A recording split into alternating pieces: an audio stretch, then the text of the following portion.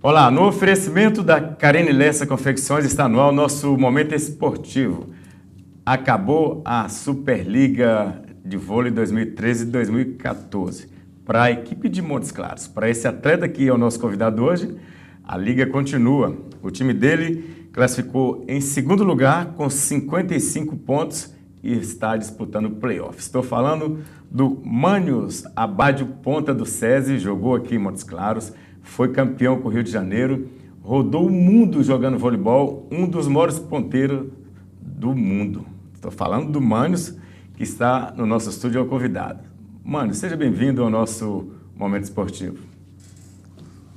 Olá, Rubão, é um grande prazer estar aqui com você e falarmos um pouco da Superliga, do meu momento no SESI.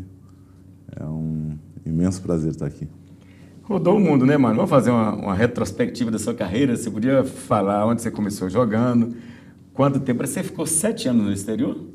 7 anos no exterior. Joguei na França, na Rússia, depois na Itália e Turquia. Quais os títulos que você conquistou nesses 7 anos aí? Nenhum. Nenhum? Gostou nenhum? Mas, na Itália, ou melhor, na Europa, é difícil, bem difícil. Os campeonatos são bem acirrados e mesmo estando numa boa equipe, não é fácil levantar uma taça. É mais difícil. Na época que você foi, era mais difícil, né? A Europa era o melhor campeonato do mundo na época. Hoje não é mais, né? Hoje é do Brasil. O campeonato europeu, a Champions League, continua sendo um campeonato bem acirrado. Já o italiano, o francês, são campeonatos que deram uma caída, mas o campeonato europeu continua bem forte. Você é gaúcho de Porto Alegre. Isso.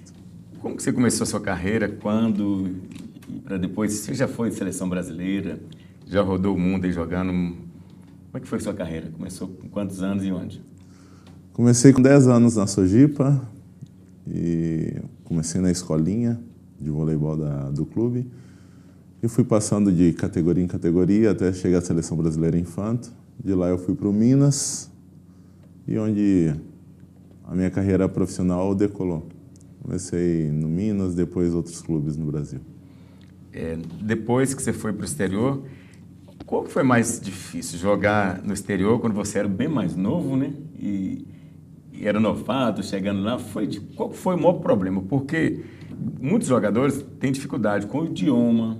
Né? No caso do Piá, por exemplo, ele teve recentemente, há um ano e pouco, 2 anos, 1 ano e meio no Japão, e fala que foi a pior fase da vida dele, que ele não quer voltar mais nunca, não quer lembrar, talvez, acho que foi um dos piores estrangeiros lá. Ele falou, por que foi um dos piores? Porque ele não falava inglês, ele não falava japonês, e falou que só não passou fome, ele e a esposa dele, porque ele gesticulava.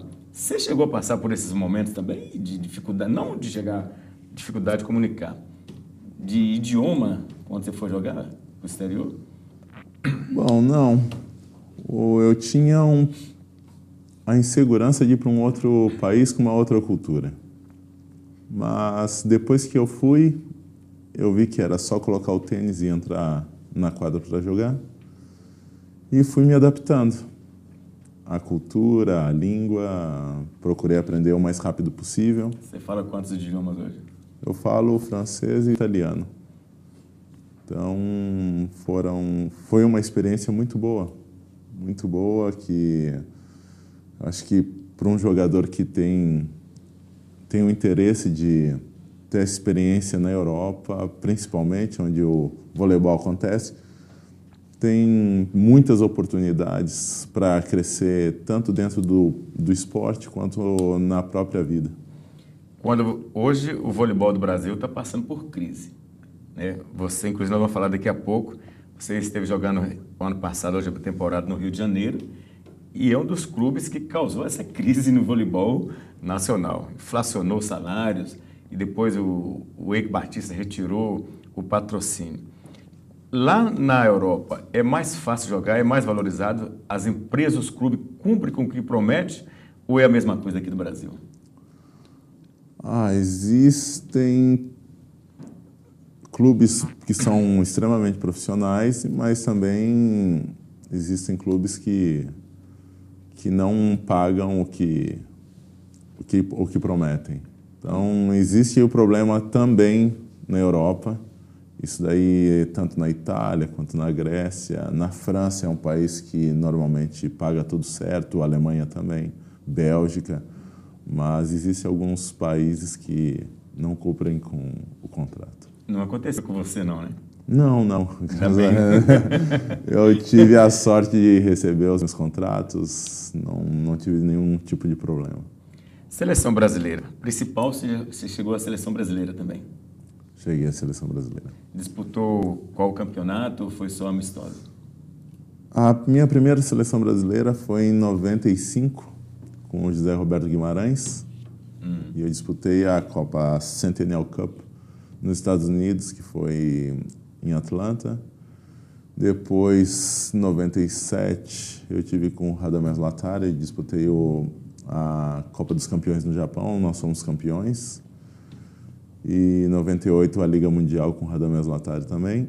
E depois, em 2008, com o Bernardinho, disputei a Liga Mundial. Então, você jogou com os melhores técnicos do mundo. Tive a oportunidade de estar na seleção brasileira e trabalhar com ótimos técnicos e jogadores também. Mano, no clube, a gente vê o Minas é um clube de tradição, é uma das potências do voleibol nacional e internacional também. Quando você foi para o Minas, foi na época do Pelé, não, né? Eu peguei o último ano do Pelé como jogador. Hoje é vereador. Hoje é vereador. BH. Mas foi uma grande experiência e um aprendizado muito grande com ele, como pessoa, como jogador. E uma pessoa que incentiva o tempo inteiro. Você conheceu o Geraldinho Prates, que foi levantador lá? Ele jogou nessa época também. O levantador que jogou muito tempo lá, foi campeão muitos anos com o Minas. É daqui de Montes Claros. Não, eu tive com o falecido Luciano e com o Urbaninho. Na época. Na época do Urbaninho. Qual que é a comparação que você faz? Na época que você jogou no Minas, ela tinha vantagem, né? Ou não? Era vantagem, não era ponto corrido igual hoje. Era vantagem, isso mesmo. Qual a avaliação que você faz daquela época? Eu sei que você participou de uma reunião com a CBV, onde que os jogadores criticaram essa mudança de 25 para 22 pontos.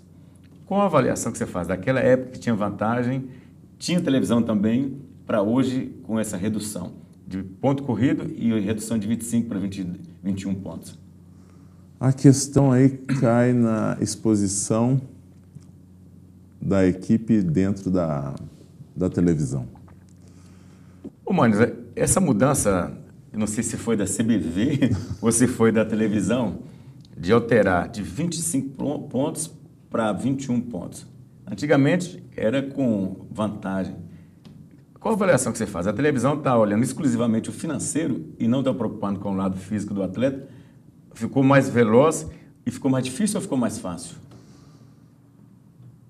Claro que tem a parte financeira e a parte física do atleta, diminuindo os pontos, fica mais rápido o jogo e com isso o atleta tem menos desgaste. Então ajuda, por outro lado, o atleta também que a longo prazo o jogador joga por mais tempo. Os jogadores reuniram a CBV e reclamaram dessa mudança, alteração de 25 para 21 pontos. O que eles estavam reclamando? Os jogadores acham melhor jogar em 25 pontos. Por quê? Porque acontece que com o jogo mais curto, isso daí atrapalha também o torcedor, o público que vai querer assistir um grande espetáculo e pode ficar no ginásio menos de 1 hora. E a recuperação também é menor, né? A chance de recuperar. A chance de recuperar também cai um pouco, mas é assim que o pessoal está vendo e por isso estão reivindicando o retorno dos 25 pontos. Tá certo. Nós estamos batendo papo com o Manos Abad, ele é ponteiro da equipe do SESI de São Paulo. Nós vamos para o intervalo comercial. No próximo bloco, quero saber do Manos. Ele ia montar um projeto para disputar a liga aqui em Montes Claros, nessa temporada. Por que não deu certo? Ou se ele vai voltar para continuar o seu projeto? Você vai ficar sabendo depois do nosso intervalo comercial.